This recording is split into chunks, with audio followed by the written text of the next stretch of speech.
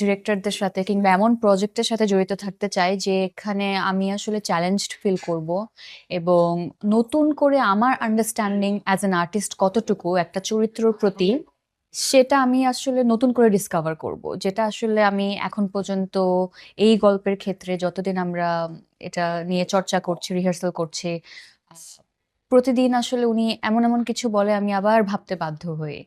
So I think this is very important personal গ্রোথের জন্য as an actor.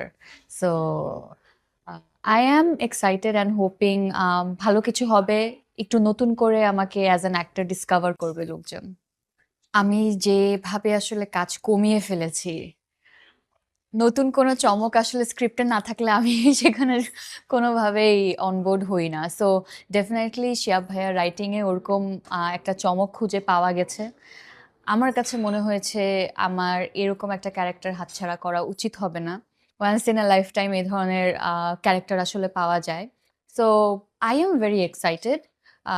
এখন কতটুকু পুল অফ করতে পারবো, কতটুকু আমি আসলে সেটাকে বিশ্বাসযোগ্য করতে পারবো, আম আমি কতটুকু এফোর্ট দিতে পারছি, definitely I will try my level best. But বাকি সবকিছু আসলে ফিউচার এবং সময় বলে দিবে। বাট আমি একটা জায়গায় খুব ভালো ফিল করছি এখন পর্যন্ত। আম আমি শিহাব শাহীনের একজন ফ্যান অফ হিজ ওয়ার্ক। তো সেই জায়গা থেকে উনার আন্ডারে কাজ করছি এবং উনি যেভাবে আসলে আর্টিস্টদেরকে ডিরেক্ট করে, আই অ্যাবসলিউটলি এনজয় দ্যাট। তো এই কাজ আমি এনজয় করব অ্যাজ ওয়েল অ্যাজ কাজটাও হবে।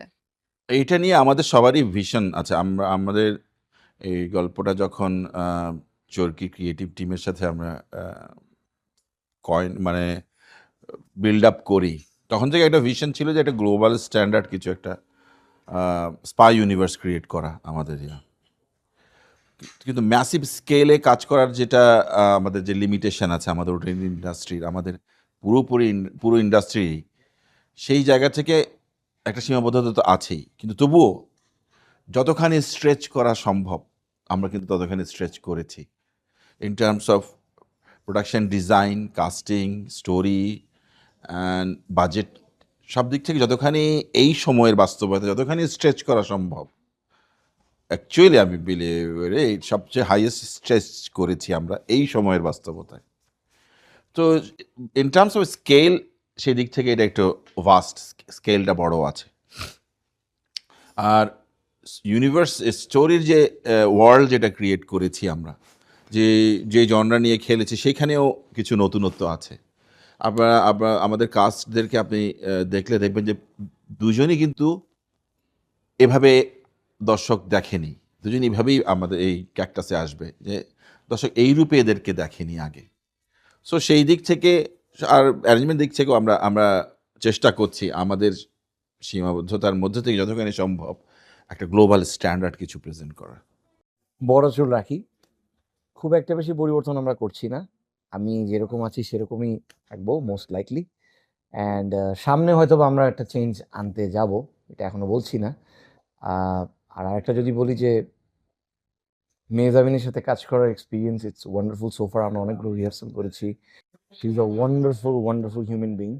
আমার মনে হয় আমি খুবই লাকি যে আসলে ওনার মতো একজন অভিনেত্রী আমি পেয়েছি এই প্রজেক্টের জন্য। অ্যান্ড বাকিটা হোপফুলি ভালো হবে ইনশাল্লাহ। আমরা জেমস বন্ড করতে পারবো না, আমরা মাসুদ রানাও একটা করতে পারবো না, বাট আমরা যেটা করতে পারি আমরা হয়তোবা নতুন একটা চরিত্রকে তুলে ধরতে পারি। এবং আমি এটার জন্যই খুবই এক্সাইটেড, কারণ হয়তোবা দেয়ার ইজ আ খুবই ছোটো চান্স, যদিও অনেক বড় রেফারেন্স বলছি আমি, আসলে James bond, Masud Rana is a huge name. আমি চাচ্ছি আসলে মানে আমরা যদি ডিফারেন্ট করে কিছু একটা তুলে ধরতে পারি, নতুন করে একটা নতুন চরিত্রকে আমরা তুলে ধরতে পারি, সেটারই চেষ্টা চলছে।